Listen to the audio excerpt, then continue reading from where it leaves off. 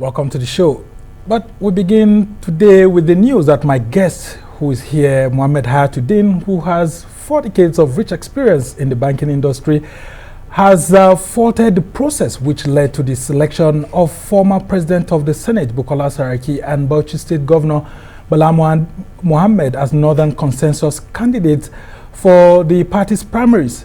Hayatu Deen's campaign office, in a statement, says the process which led to the adoption of the duo lacked principles of equity and transparency. Quote, well, Bukola Saraki and Governor Bala Mohammed were shortlisted last Friday by the a group of Northern elders led by Ango Abdullahi, but the Northern Elders Forum has said that it didn't sanction that, and Ango Abdullahi was on his own alongside former military head of state Ibrahim Babangida.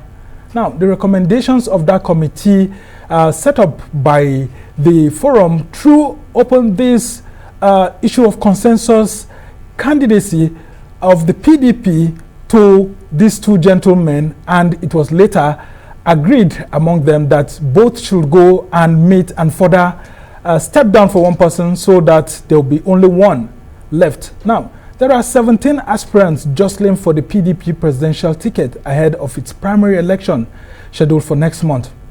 Apart from Mohammed Hayatu Deen, who has now rejected that process, other presidential aspirants from both the north and the south this time around include Nigeria's former Vice President Atiku Abubakar, former Anambra State Governor Peter Obi, Pius Anyim, Rivers State Governor Nyesom Wike, former Ekiti State Governor Ayo Fayoshe, renowned pharmacist Sam Ohabunwa, and Ovation magazine publisher Dele Momodu, among a host of others.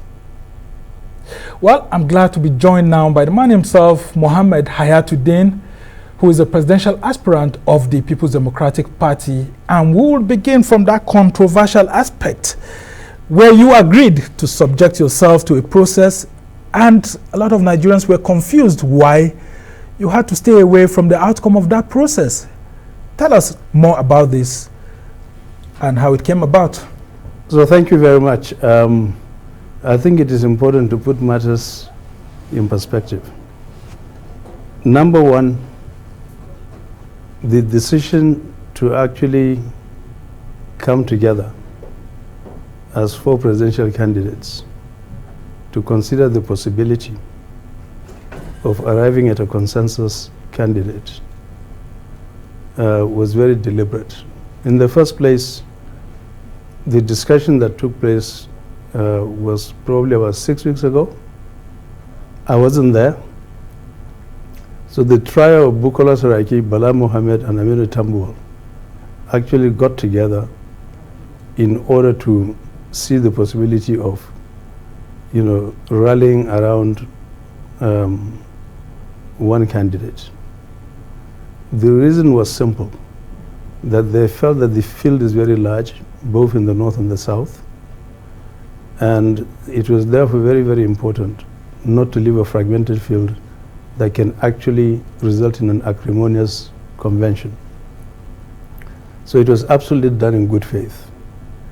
I was drawn in about 3 to 3.5 weeks after their 2 meetings. And I agree that it was important to consider the possibility of arriving at a single candidate if it were possible. But we also left room for the fact that we might not come to agreement. And if no agreement is reached, everybody then continues with his own campaign. We had reached a point down the road after exhausting quite a few options, and we then arrived at the conclusion that we would not be able to arrive at a viable agreement. So we held a meeting 2 Wednesdays ago and agreed that this thing was not going to work. And therefore, Senator Bukola Saraki was given the mandate by all 4 of us to draft a press statement that we will release to the Nigerian public to the effect that the consensus wasn't working and that we were all going to go our own way, that we deeply appreciated the relationship that we had formed, and that perhaps down the road we will still come together either before on the floor of the convention to rally around somebody, either from the north or from the south. So that was the last decision that we took. Unfortunately, Senator Saraki could not come up with the press statement. And the next thing that we heard 2 days later was that a committee had actually met to decide that they were going to promote 2 of the 4 candidates. So this was our own voluntary undertaking. There is no other body that is actually superior to the 4 of us. 4 of us had met and at the critical juncture decided that it wasn't going to work, and therefore we decided to abandon it. So after the fact of that decision and following the failure to produce that press statement, somebody somewhere bit the gun and then went and announced those 2 candidates. So that's truly and sincerely what happened. Okay. And Governor Tambol, in his own press release, has pretty much said this. So what he said was actually correct, factual, and accurate. Yeah, because I'm just nodding my head here because almost everything Tambol said in the statement is similar to what you're just saying here. I was there, and that was truly and sincerely what happened. Okay. Now, in the other statement released by Ango Abdullahi, which was published even as an advertorial, he said that there was a voting that was undertaken and Saraki got 10, Bala Mohammed got 10 votes, Tambol got 7 votes, and you got 5 votes. Was there any sort of communication by Ango Abdullahi to you as someone who voluntarily took part in that exercise as to the outcome of his own meeting and then the voting that came out? So we do not know who he contacted. We do not know exactly what he did. We do not know what criteria was actually developed and explained to us. We just heard the announcement. Pretty much that's what it was. And now as at the venue where we met. Tambol, by the way, refused to show up. I decided to show up just as an act of good faith, but I didn't even know that that was what was going to be discussed. Okay. I just needed to set the record straight on this issue because that's the burning issue right now. A lot of Nigerians want to know why you had to subject yourself to the process only for you to stay away from the outcome. And I'm very sure our viewers are very clear about that. Let's come back to who you are. Mohammed Hayatu Deen, a banker. I mean, you've been into investment and all of that. How you started from a very humble beginning at the New Nigeria Development Company. company. Right now, by then it was previously a corporation, Northern Nigeria Development Corporation, before it became the New Nigeria Development Company. And how you were able to move through the ranks to garner lots of experience, becoming a banker, chairman of FSB International Bank, and how you have seen the country moving through that period up until now. What sort of Nigeria have you seen moving through these 4 decades of service to the nation? So I was a pre-independence child. My father was a veteran educationist, and I received a lot of tutelage from him, not just in the classroom through my teachers, but from home, being a veteran educationist. I had the very good fortune of actually becoming very cosmopolitan in the sense that although I was born in Borno State, at a very tender age, my father moved to Kaduna. And so I went to primary school in Zaria. I went to the famous Government College, Kefi, in the then Benue Plateau State. Which produced a lot of top northerners, including former President, late President Umaru Musa Yar'Adua. Yes, the best and the brightest, as far as that institution is concerned. And you know the thing about northern Nigeria, about government colleges at the time, Balewa, Government College Kaduna, Kefi, St. Paul's, etc. They were melting pots in the sense that they actually brought together every color and stripe of northern Nigeria into those institutions. And so I had a vista to the outside world, at a very, very tender age. And therefore, I had Nigerian blood in me at a very young age. Beyond that, I went to Ahmad Bello University in the 1970s. And ABU was actually a phenomenal institution. One, because it was a center of excellence. Two, because it brought everybody in Nigeria into that institution. And therefore that further widened my own horizon about life. So I had all the tribes, almost all of the major tribes and the regions fully represented in ABU. And those were our brothers and sisters. My outlook on life was therefore very broad and diverse. I've only worked two places in my life. One was the New Nigeria Development Company in Kaduna. It was actually established in 1949 under the colonial government as a development bank, and it was then called Northern Nigeria Development Corporation. It changed its name under the watch of, I believe, Alhaji Musa Bello, Alhaji Hamza Zayar, who were then the group MDs, to New Nigeria Development Company. It was owned by the 19 northern state governments. It had a portfolio of 145 companies. And I started working in the agricultural subsidiary and rose through the ranks fairly quickly to become the GMD and CEO at the age of 30. And as GMD, I had responsibility for invigilating and supervising all of the 145 companies under the group. So that gave me several things. One, in terms of managing complexity and size. Second, in terms of dealing with a whole host of industries. Almost every industry that you can think of was represented within this group of 145 companies. Three, it gave me the opportunity to actually understand the dynamics of industry in terms of what it is that makes industries succeed and what it is that makes them fail. It made me understand the need for long-term strategic planning, because I was fortunate to actually bring in the very best global strategy institution that stayed with us for 2 years, Arthur Andersen. Andersen, yeah, I mean, I read about that. Yes.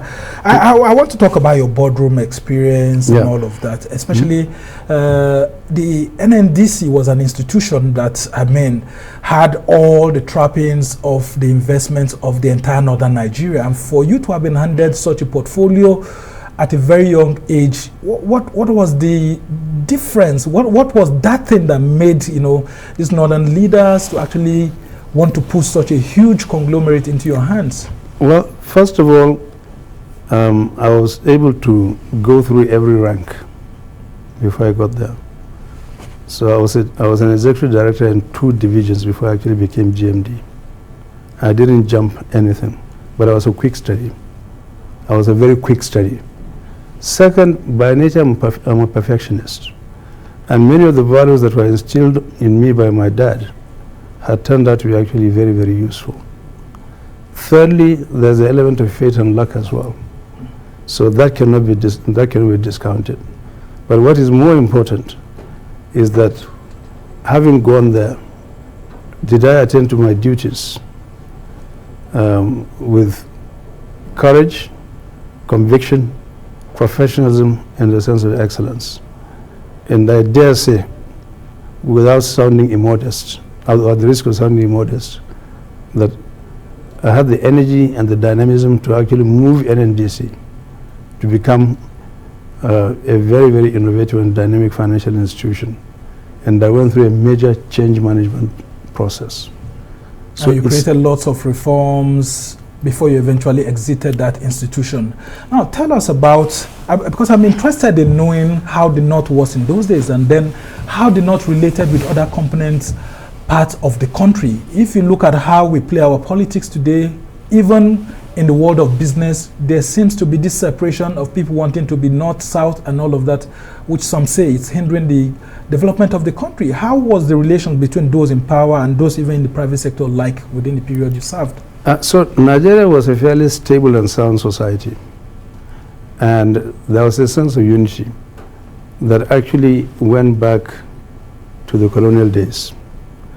And therefore the leaders from every part of the country, whether it is in the north or the south, in the southwest or the southeast or the south-south, were all people who probably went to school together, who had worked together in the public service, who understood, the ethos and the values of public service, who clearly understood Nigeria's place in the world and what it is to be a Nigerian citizen, and who are totally honest and transparent.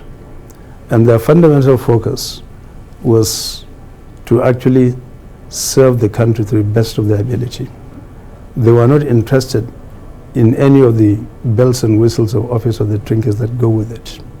A lot of them, after they retired, they lived very simple, ordinary lives amongst the people. That was Nigeria then. So it was the notion of duty to country with fear of God and providing a service that is actually second to none. So people like us were then able to understudy these people, imbibe those values, and then project them into our own various vocations and duties. That's the way I would actually describe it. And whenever there was a problem, I do remember, even before I became GMD, if there was a major problem around the nation, these wise men, both who are in active service and in retirement, would typically tend to come together, work their phones. And if there was something coming out of Dodom Barracks, say under the government administration, that was providing a vast opportunity, they would work their phones, and by the following day, a favorable decision is taken. If they foresee a major threat, all of them without exception will come together in order to ensure that such a threat is about to, a bad policy decision is about to be taken. They were then able to wade in and make sure the right thing is done. Okay. And government institutions functioned, and they functioned effectively. Now, you must have seen this transition between the civilian government of Shehu Shagari and coming back to the era of coups, right from Babangida, right from Buhari to Babangida, and then Abacha and all of that, and how the economy was sort of stagnating at some point or growing at some point.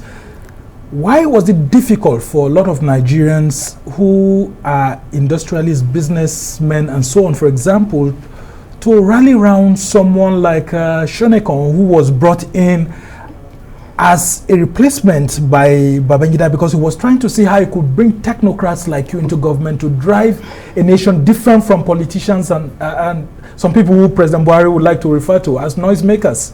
So Chief Shonekon, God bless him, had two separate tenures of office. President Babangida, in his wisdom, decided that as part of the transition, he brought in Chief Shonekon for quite a couple of months as chairman of the Transition Council, and then also got a number of very important technocrats like Philip Asiodi and the others to come in as what they call secretaries, but ministers actually, to serve. He had enormous backing from the private sector. But remember, there was also a lot of political movements going on in the country at that time, people yearning for transition to full democracy. When that could not work, Chief Shonekon was then appointed head of the interim national government. And that was because of the crisis emanating from Chief Abiola's election. Given that kind of background, it was therefore difficult to sustain an interim national government into perpetuity. Is virtually impossible. So he was there to actually stabilize it before we then transition into civil rule, and the rest of it, they say, is history, water under the bridge. And then came the period of Abacha, where we had this Vision 2010 committee formed. You were part of that committee. A lot of Nigerians have said that the recommendations of that committee is still very, very relevant. I mean, most of those recommendations are still very relevant till this day. Can you tell us a bit about that Vision 2010, as it was then called, committee? Thank you. So the backdrop to that really is the Nigeria Economic Summit Group. NESG was formed in 1992 in response to the major economic crisis that the country was facing at that time. The country was almost in free fall at the time. And we noticed a couple of things. One, there was no collaboration between the public and the private sector. Civil society was very suspicious of the private sector. Academics were even more suspicious. Labor unions were up in arms both against the government and the private sector. So people were actually singing discordant tones. Yeah, tunes. Not with all those anti-IMF and therefore we decided that, look, we needed a body that will bring some modicum of understanding amongst all of these important segments of society. So let's begin by understanding what are the things that we agree on and pack those aside. Where are areas of disagreement and divergence? And how do we speak to each other in order to bring about some understanding so that we can minimize our differences and expand our areas of collaboration? That gave us the Nigeria Economic Summit. In short, as an institution that was designed as a private think tank, an economic private think tank, to bring about sustainable long-term economic development to the country by embarking on very bold reforms anchored on deregulation, liberalization, and privatization. Most of what you've seen, even in this room, Arise Television and all the others, is all of these are beneficiaries of liberalization of the Nigerian economy. When we did that, we then went to the head of state, because they were attending our summits year in, year out, and they saw the enormous amount of benefits that they were getting out of it. And they saw how the private and the public sector were coming together closely as partners. When we saw that benefit, we said, look, there is no country around the planet, especially in emerging markets, that has actually succeeded in becoming a great power, like Malaysia, like Singapore, like South Korea, like the UAE, and all of them. And more recently, China in the 1980s, without actually embracing the imperatives of long-term strategic planning that goes deep into the future. For a country and its citizens to ask themselves, what kind of Nigeria would they like to see? What kind of society would they like to build? And what kind of progress would they like to make on this vast ocean of human progress? That's what resulted in Vision 2010. And I'm yet to see any document. I'm yet to see any document that has such clarity, that has such powerful content, that was designed to actually make Nigeria a great country by the year 2010. That's why it was Christian Vision 2010. Okay, I will just ask you to hold on there, because I'm interested in knowing the content, the specifics that could be relevant to us in the economic situation we find ourselves in Nigeria today. We'll just go on this short break, and when we come back, we'll continue the conversation. Stay with us.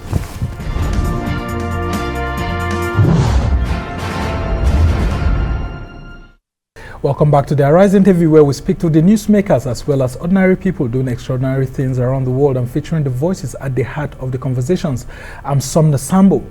And now I still have with me here Mohammed Hayatu Deen, who is an economist, banker, and former chairman of the Nigerian Economic Summit Group. He is now a presidential aspirant of the People's Democratic Party.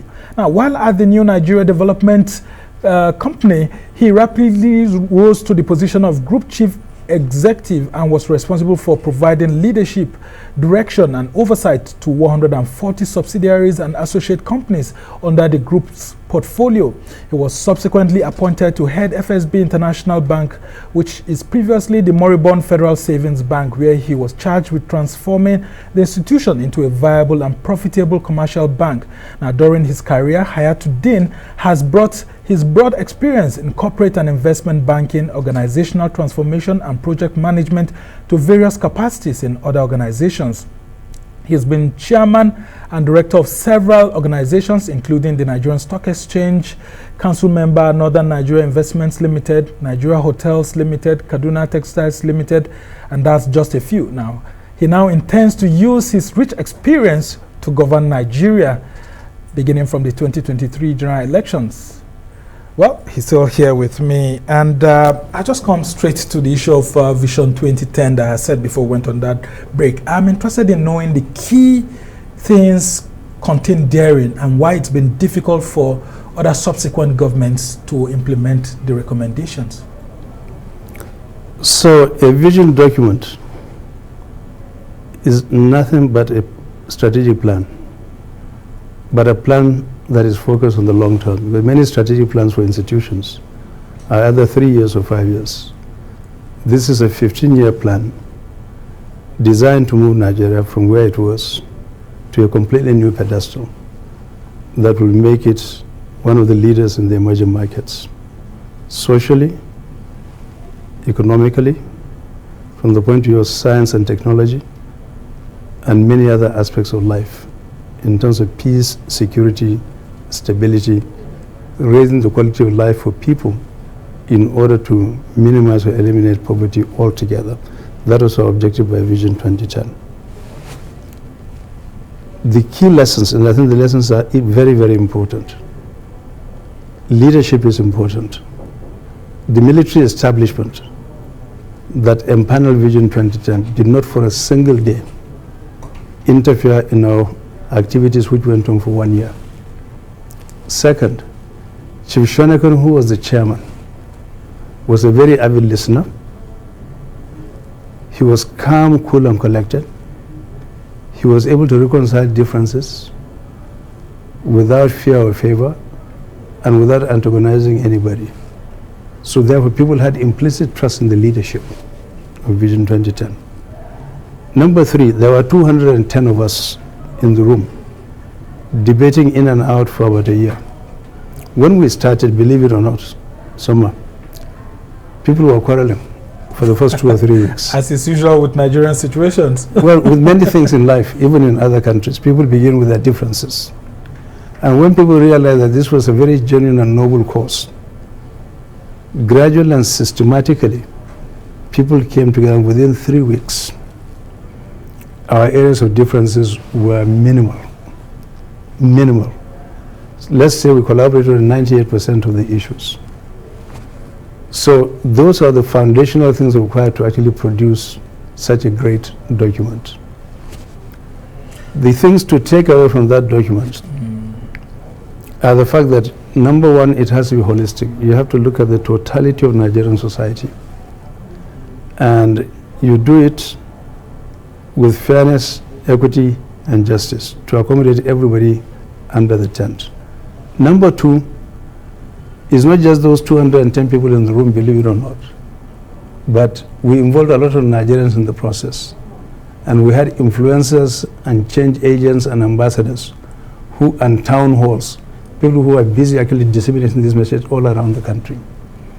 And our membership comprised of every shade of society, from the youth to women, all kinds of vocations, traditional rulers, religious scholars, as the media. Several of your colleagues in the media were actually represented there. So those were some of the very powerful ingredients that were in there. And the document in a nutshell was actually designed to move Nigeria away from an underdeveloped country to a stable, peaceful, prosperous and industrial society that is God-fearing. Okay. That is anchored on our traditional God-given ethos and values. Now, why do you want to be the president of Nigeria? Is it because of the failure of previous administrations to actually implement documents like this? Are you dissatisfied with how this country has been run, and that's why you're coming back to the polity at this age, 68, to say you want to do something different? So there are any number of reasons why I want to go in, but personally for me, leadership is not a tea party. Vying for the presidency of Nigeria is not a tea party. It's a very, very serious undertaking. It requires very careful and deep reflection over a period of time. I would ordinarily not have actually even vied for the position of president or any elective office. But I've been deeply worried about the direction that this country has taken over the last 15 years. And essentially what I have seen is that across any number of metrics, social metrics, economic metrics, national security metrics, the country has been going on a very dangerous slide. And to cap it all, the national security issue in the country has made this society so combustible that we are almost losing it. I've therefore refused emphatically to be a bystander. I've decided to go in there. At my age, I've accumulated a lot of experience. I have the grit, I have the determination, I have ample qualifications, and an acute sense of destiny to know that if this country is entrusted to me, I'm going to do a phenomenal job of moving it to a different place altogether. Yeah, and why should Nigerians entrust the presidency to you, beginning from the PDP? I mean, why would the PDP want to entrust its presidential ticket to you? What's that new thing you're bringing to the table that's different from that being offered by other presidential aspirants? So PDP is a vehicle. Ultimately, those who vote for me after the primaries are the Nigerian people. And so the most important constituency is for Nigerian people to know who Mohammed Hayatu Deen is. What are his antecedents? What is the man's character? What have been his abilities with regards to transformational leadership across a number of institutions? What kind of exposure has he had? Is he a true nationalist in and out? Can he meet the yearnings and aspirations of ordinary people to actually lift them out of poverty and take them to a much better place? Can he reform our educational and health institutions? Can he get Nigeria to shine? Yeah, and those Nigerians will also tell you that you've never held any public office before. I mean, you've been in the private sector all through. Why would they want to entrust any position to you, including that of the presidency, when you haven't had any public experience before? So the presidency, leadership, there are certain principles of leadership that are universal, regardless of your station in life. And anybody who has taken the trouble to actually review history and has read books know that people can come from any particular vocation to provide leadership, because there are certain principles that are universal and adaptable. But more importantly, in my own case, I beg to differ that I have not had any government experience. First and foremost, the New Nigeria Development Company that I served was owned by the 19 northern states. It was a public institution, but operated in accordance with the dictates of private sector principles. I had to contend with 19 state governments, 19 major generals and brigadier generals, and then subsequently dealt with other ranks of military leaders. There's a lot of tension in actually managing and reconciling these differences. That is politics, and that's public experience. I was chairman of the Nigeria Economic Summit Group. That position of leadership is pivotal. And what I did was to actually bring civil society, the academia, labor, the private sector, and all institutions of government together throughout my term, both as an ordinary member and as chairman. If that is not public experience, I don't know what else it could be. In fact, I'm in a better position because my experience is diversified both in the private space and the public space. Well, the average Nigerian politician will say you haven't held an elective office. You haven't stood for elections before. There's nothing absolutely special about an elective office. Everybody went into elective office. Nobody was born into elective office. Everybody went in there. The more important thing is to understand clearly that a tree does not make a forest. I've always believed that when you get into any office, either in the private or the public space, you have to assemble an A-team of highly competent, visionary leaders who bring diversified set of skills. We are operating under a political party system. So when I'm president, I'm a numero uno, so to speak, first amongst equals. But I'm going to have a very good retinue of people with very deep political experience who can actually bridge some of those divides and some of those gaps. So I'm confident. The problem of Nigeria's leadership based on this. Absolutely. Okay, now let's talk about the internal politics of the People's Democratic Party. There's a call for power shift to the southern part of the country. Southern governors have been calling for the ticket of the PDP to be given, to someone from the south. And we see you and, some other northerners like Atiku Abubakar, Bukola Saraki and all of that coming out. Do you believe in zoning? And do you think contesting with southerners may not be proper according to the thinking of the southern governors, because they feel it's their turn to produce the next presidential candidate of the PDP? So for me, zoning is a toxic concept. In any shape or form you actually define it.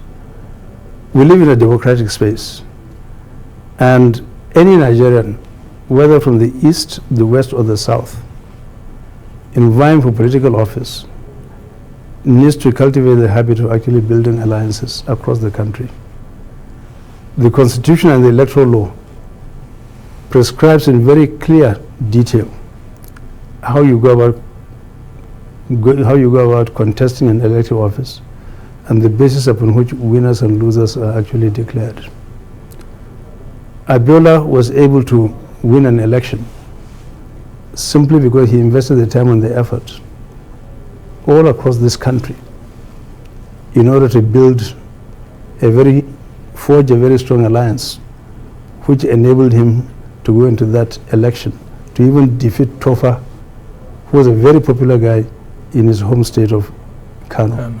Shehu, don't forget, until that election was stopped, that campaign was stopped, had the entire country in the cusp of his hand.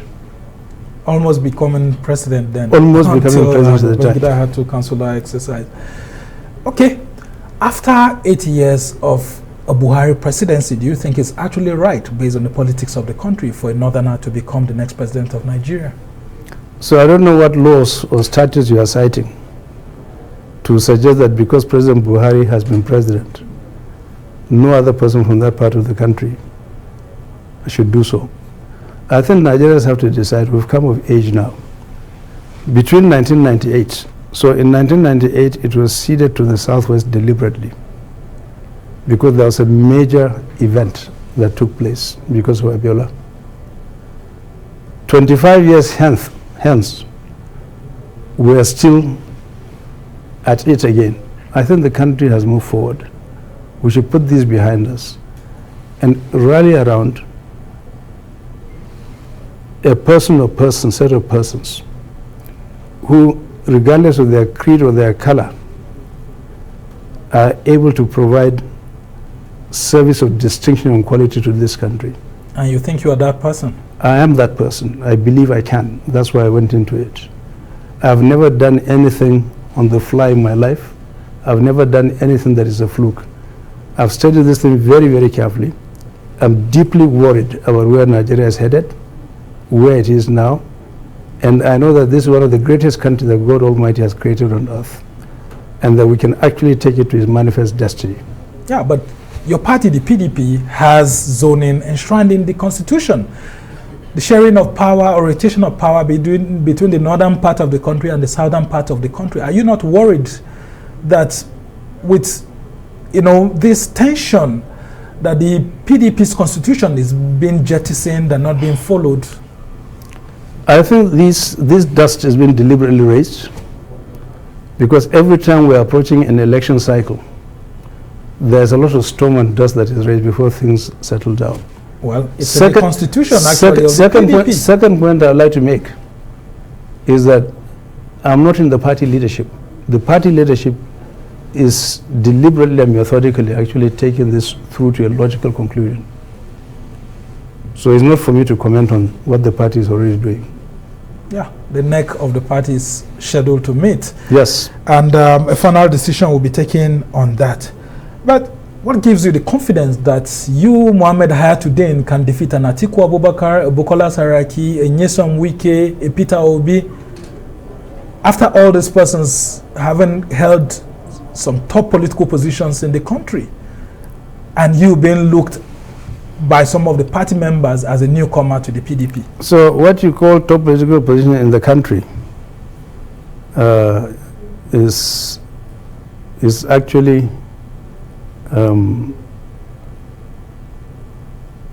subjective. It's all relative. The name Mohammed Hayatu Deen, since 1983 when I became GMD of NNDC at a very tender age, has been in the public space and the public domain for a very long period of time. I may not have been in partisan politics. I know some of these candidates. I respect them and honor them. They were born into politics. But there is nothing universally anywhere in the world that says that a newcomer cannot come and give everybody else a very good run for their money. Yeah, and you'll have to come with a new ideology, something that, you know, will shake the party. And that's why I've been asking, what's that new thing that you're bringing that will make PDP delegates to want to, on the day of the primary election, stand by you? Because I'm very different. There is nobody with the depth and breadth of experience that actually cuts across the way I have. And you think private sector experience is enough? Within the context of Nigerian politics, where money and who you know matters and all of that. You keep on coming back to the same thing, private sector experience. I've just given an elaborate background of my history. I believe that my experience actually traverses both the public and the private sector. I have a lot of international experience. And so I bring something that is very, very different to what anybody else has, in terms of understanding what it is that will make this country succeed, what it is that will make it fail. My track record is absolutely clear for all to see. And have you been reaching out to the delegates that will take that decision at the PDP primary? As a matter of fact, I have. I don't have to make too much noise about it, but I have. And I'm going to be making a lot of contacts in the course of this month. So we are hoping to see an upstage in the primaries of the PDP. I think, I hope, I believe, with the help of God Almighty, that I'm going to pull this off. Now, what will you say to some younger Nigerians who will say that at 68, you look old? The likes of you, Atiku Abubakar, and others within that age bracket should just shift and give room for younger persons to emerge as president? It's a matter of opinion. Number one, I don't think I look old. That's number one. Interesting to find that out. It's all relative. I don't feel old at all. I have kinetic energy.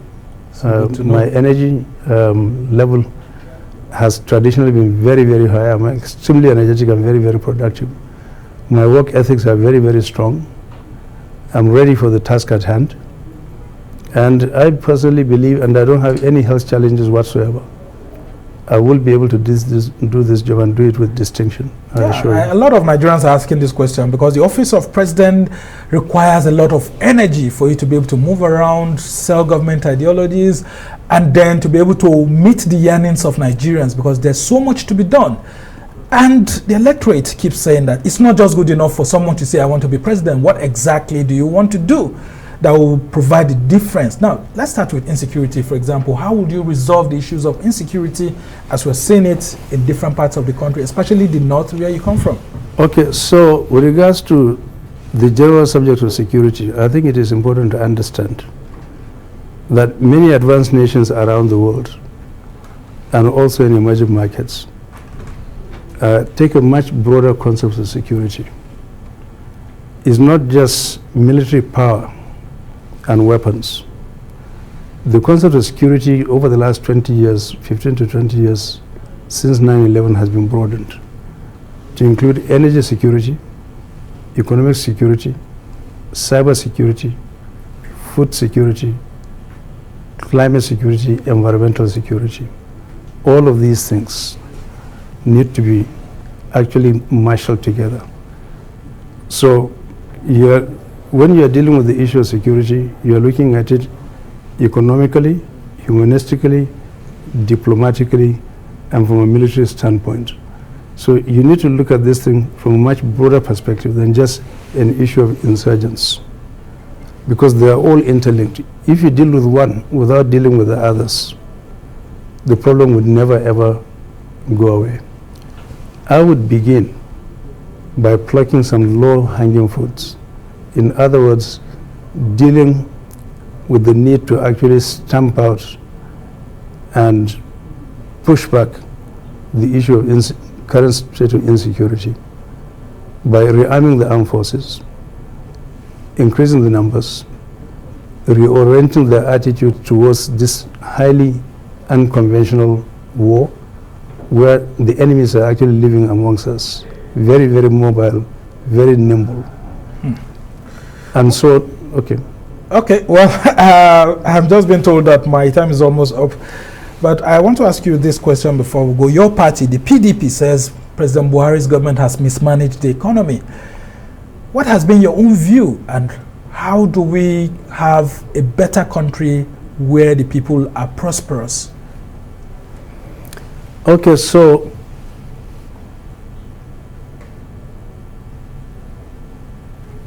I would say the following.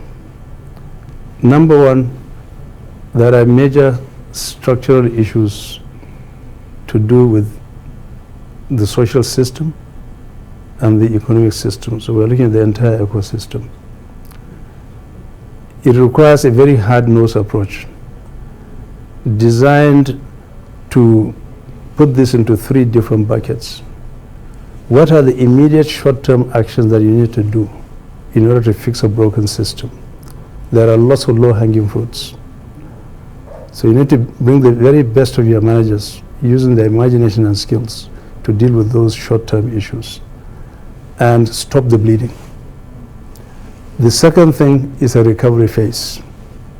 And the third phase is when you now get a vertical lift-off to actually take Nigeria to the stars by ensuring that you're able to develop it substantially to become a very strong, prosperous, globally competitive society.